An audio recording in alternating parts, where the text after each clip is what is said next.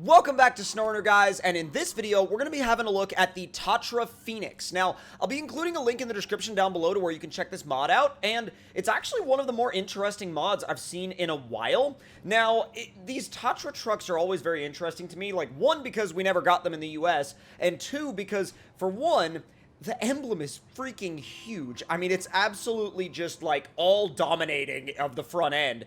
And it's got giant axles, and the tires that it starts out with are not small whatsoever. You can also see these fuel tanks are literally right behind the cab. I mean, they're propped up on their own little individual platform.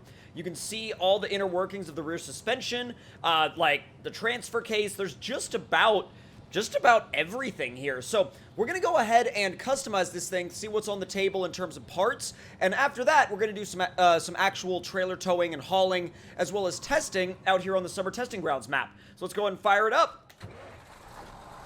Man, fires up quick. Oh, it's got rear steer as well. Oh, that's actually really, really cool. I'm always down for a truck with rear steer. Gauges work, so that's really cool. All right, let's go ahead and head into the garage. And now we'll go straight to the customization area. So we got default engine, MX Euro 3, and MX Euro 5, which you have S Plus and S Plus yet again, which basically I feel like it's probably going to be similar power, just more fuel consumption. But with that being said, I'm probably just going to go with the Euro 5 engine. And gearbox-wise, we have a high-range one. We also have an off-road one. And I think I'll probably start actually with the off-road one and see where we go from there. We have default suspension and high suspension, which admittedly doesn't raise it all that much. It probably raises it by, like, I don't know, maybe like 4 inches or so. And you start out with a 42, and we have some all-terrains, couple off-road options, couple of mud tire options, and chain tire options. And interestingly, we only have 42s as an option, even if you do go with the higher suspension. So going with the higher suspension doesn't really give you the option to just immediately go with a bigger tire. So keep that in mind. I'm going to go with the MSH 3s, I think. I like those tires. They're actually a really good looking tire, and I think they fill out the fenders really, really well for this truck. So, and also, we're not on the winter map, so we don't need chains. Now, winch-wise, we've got default, extreme, powerful, and powerful. We're going to go with the extreme powerful, because that's what you want, I guess. Diff lock, we've already got the diff lock, and we've got saddle high and saddle low as an option, so really, you could only use this for towing trailers. There's no frame add-ons like fuel tanks or flatbeds or anything like that, which is a little disappointing. And then snorkel-wise, we're going to go ahead and throw the snorkel on it.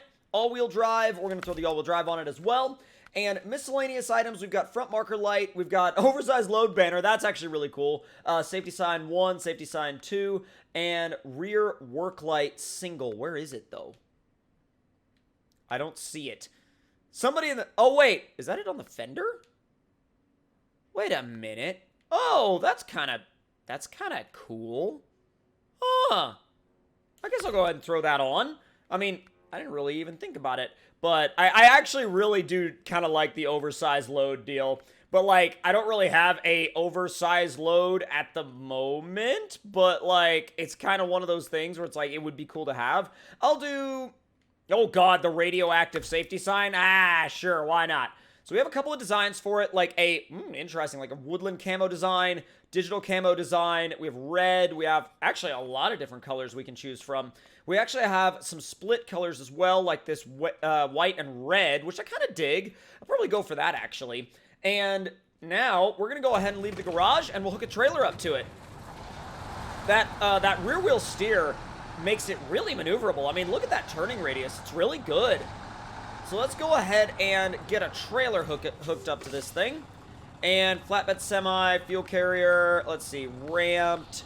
Oh my God, we can just about put whatever we want on this thing. Gooseneck semi, step deck semi. Let's do the gooseneck semi. I don't really use it very often.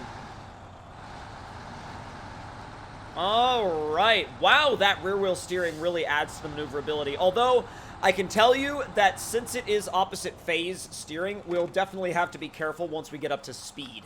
So let's do 2 units of special cargo and head out for a quick test and see how she drives. And keep in mind, I haven't used the all-wheel drive yet at all, so we'll have to test it out once we get to some of the more muddy areas on this map. It's got a full, like, really nice, like, full host of sounds, though. I mean, the engine sound is pretty generic, but you do have a fairly loud brake sound, actually. You know, like a fairly loud, like, brake groan, almost. It's too low for me to call it a brake squeal. So first up, we'll put it through a water test.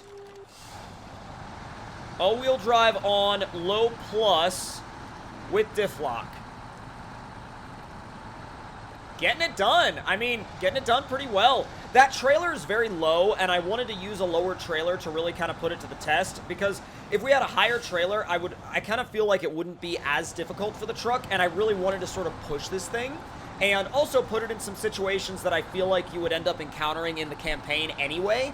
So, with that being said, the all-wheel steering is helpful, but it's actually not quite as helpful as I thought it would be in a situation like this. But then again, maybe that's just because I haven't tried this scenario without the rear wheel steer. So, oh man, that trailer is getting washed away. Hold on, bud. Hang on. I'll save you, I think. I hope. Oh god.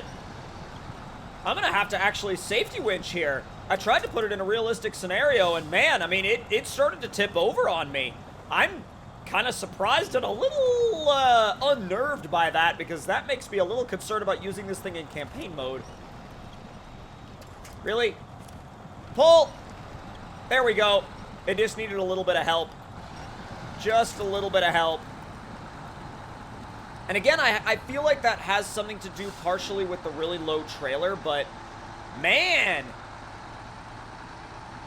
it's even like, it's spinning on the tarmac trying to get out of here.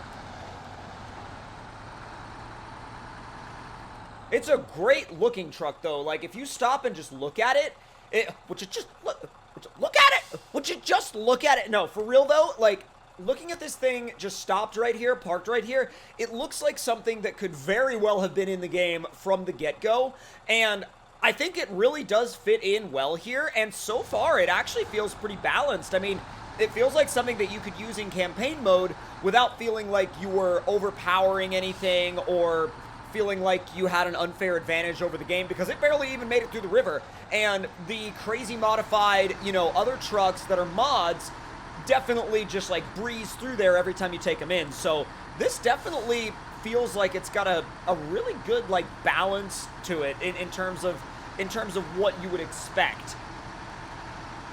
Definitely does not feel OP at all. All right, let's give her a good old mud test. High range on, and whoa, it spun the whole trailer around. That's pretty dang good. I can respect that, bro. I can genuinely respect that. Wow. Dude, wow. That... Okay, I have more respect for this thing now than I had before, like, whatsoever, because look what it is doing. It's just digging and hauling right through this mud. In high, by the way. We don't even have the diff lock on. This is high range, diff off. Yeah, that's pretty dang good. I mean, this right here earns it a place in my garage for sure. And I think it should earn it a place in really just about everybody's garage if you're looking for more interesting options for realistic trucks that are also, they're effective, but they're also realistic to the point where you don't feel you're overpowering the game. Let's see, how are the lights? Really? Wait a minute.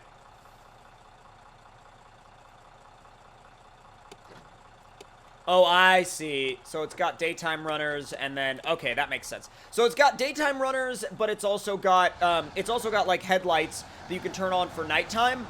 But you don't really see the difference between the headlights being on and off in the day because you have the daytime runners. Which makes sense. Let's see if you can lug it out of here. I just threw it back in auto. I don't even have the diffs on. Let's throw it in low plus with the diffs on. Okay, you can definitely feel it bite a little harder when you turn the diffs on, that's for sure. So now that we've done some cargo testing, let's actually disconnect the trailer and we'll take it through some maneuverability testing without the trailer attached to it. So let's go ahead and detach, do a detach-arino, and wow, when you unload it, boy, does it take off. So let's see how it does through the dips. Now, I'm interested to see how it does because it is a cab over, which already puts it at a big disadvantage going through the dips. But it also, it also has rear wheel steering, which may help in terms of angling. So, good lord. Yeah, my dude needs new teeth. I'm gonna have to go ahead and, like, just give my dentist a call. After my dude going through all these mod test videos, he probably has his dentist on speed dial for how many times I've rammed his head into the steering wheel.